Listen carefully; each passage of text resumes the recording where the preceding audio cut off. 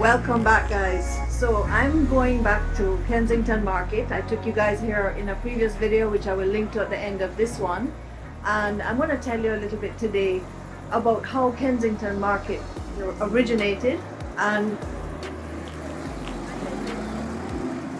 it was purchased in 1815 by a gentleman by the name of George Taylor Denison, and he bought it after serving in the Canadian militia in 1812.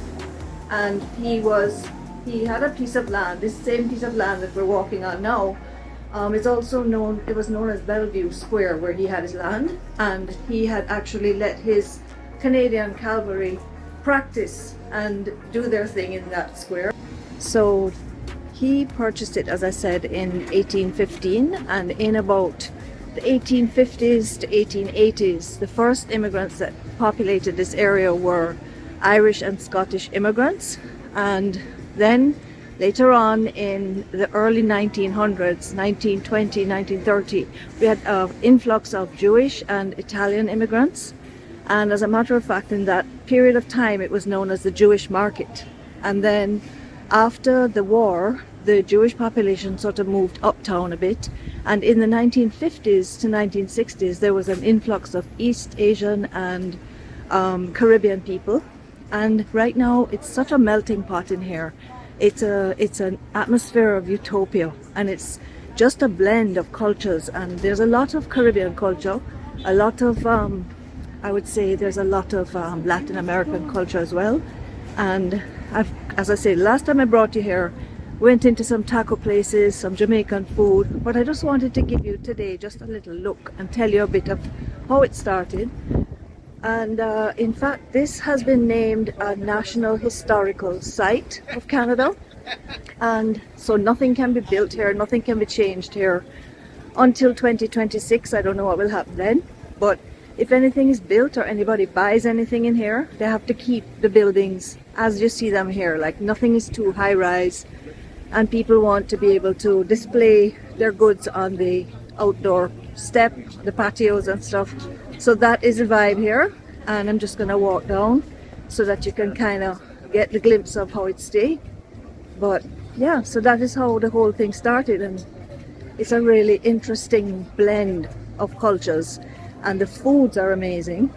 There's such a selection, and you're gonna take some of those with us. We're gonna show you some of them today.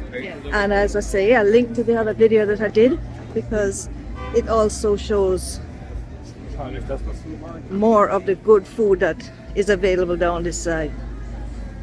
So you can see it's a really chill vibe. This is a Friday early afternoon, and people are just strolling up and down. The weather is great today because this is like late September, and it's, as you can see, beautiful blue skies, and it's warm, no jackets required, pretty cool.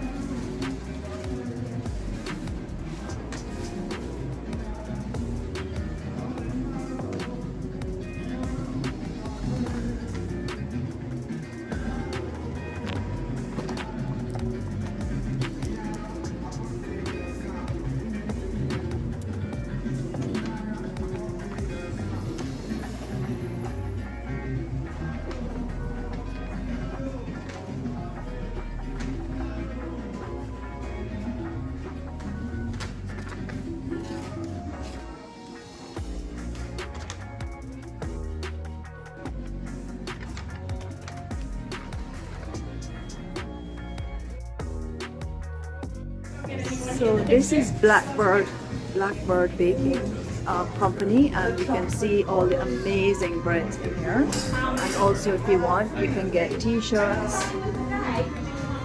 all kinds of goodies, right? And this place has been here quite a long time, and we're right on the street. Everything is just right here, guys.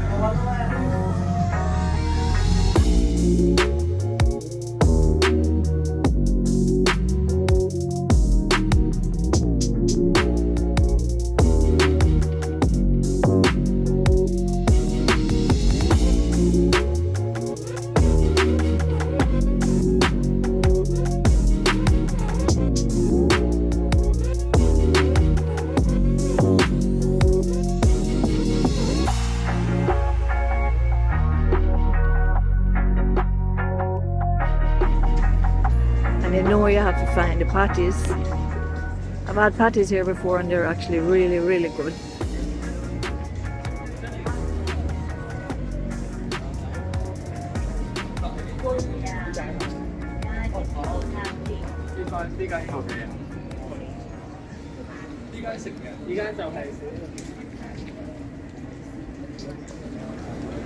Okay guys, I need to give you a tip, okay? Because I just learned this myself. So I've come to this place before, Rasta Pasta, and I bought their dumplings that are filled with oxtail, jerk pork, jerk chicken, ackee and saltfish, curry goat, and they're really good, and they cost $6, and they're big Johnny cake filled with all of this great stuff, right? So if you want the oxtail though, I advise you call the day before and order because they run out quick, and all the jerk pork too.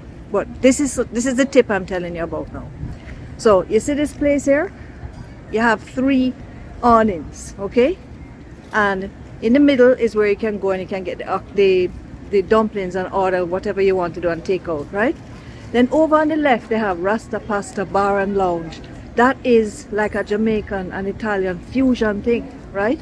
So I made a mistake a while ago with my friend, and we went into the left hand side and ordered the Tuscan panini, which is supposed to be jerk pork panini. But here's the thing, it really kind of mild and not what you expect. If you know you're a Jamaican and you're going to get jerk pork, you expect the real thing. So here's the thing, if you go to this bottom awning, this is where you get the Jamaican original stuff, okay? So I'm going to show you the menu, and make sure if you come here, right, and you want Jamaican food, you get your dumpling in the middle. Over the left they have a bar if you want a red stripe, or you want a ting, or you want, you know, anything, any other drinks. But if you want the real deal, you go on the right hand side. So I have to come back tomorrow guys, because I have to test it and tell you how it goes. So let me show you the menu.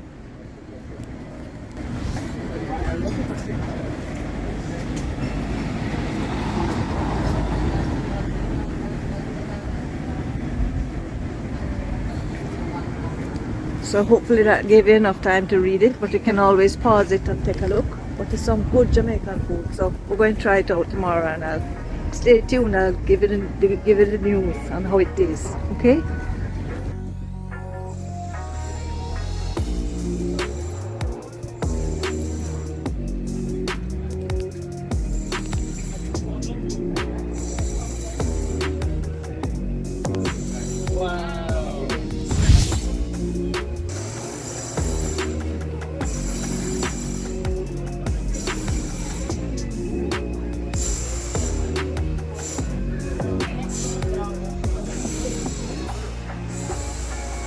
That's Crumb's patty shop. I showed you that in the last video too. Really good patties. They have nice one with beef with cheese.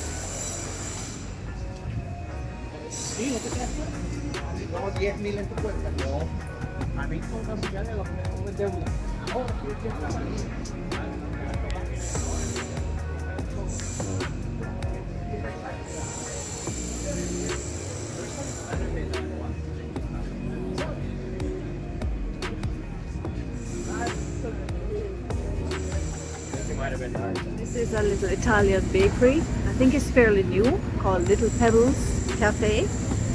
And I'm gonna see what's inside. I'll get it tomorrow.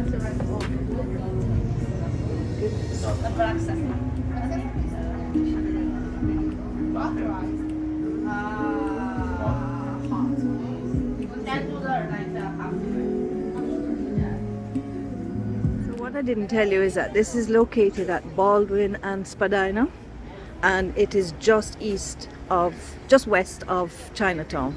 So if you go straight out to the end of Baldwin, it butts right into Chinatown. So that's just to give you an idea of the location.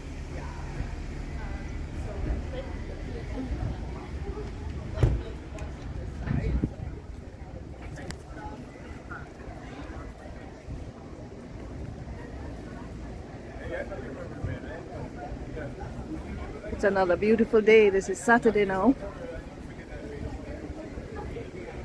and it's really nice and warm.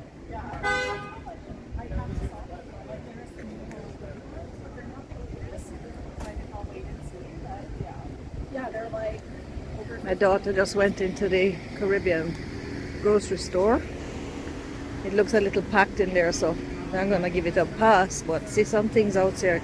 Patty in the window. Sorrel. Every little thing, every pick up pepper sauce.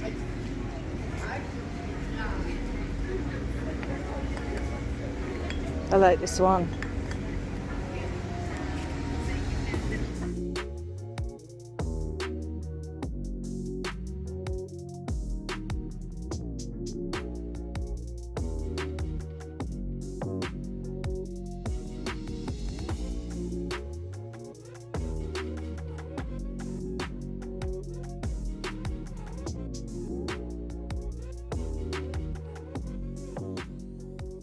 Want a nice hard dough bread, you can check out this place, and then have patty and cocoa bread and guisado and all them things.